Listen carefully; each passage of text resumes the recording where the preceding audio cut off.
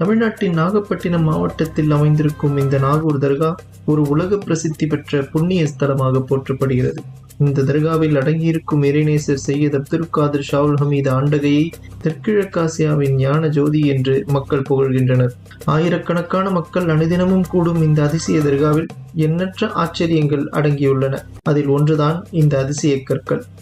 நாகூர் ஆண்டகையின் திருச்சமாதிக்கு மேற்புறமாக பதிக்கப்பட்டிருக்கும் இந்த நீல நிறக்கல் சுமார் 500 ஆண்டுகளுக்கு முன் நாகூர் நாயகம் தங்களது திருக்கரத்தில் அணிந்திருந்த மோதிரக்கல் ஆகும்.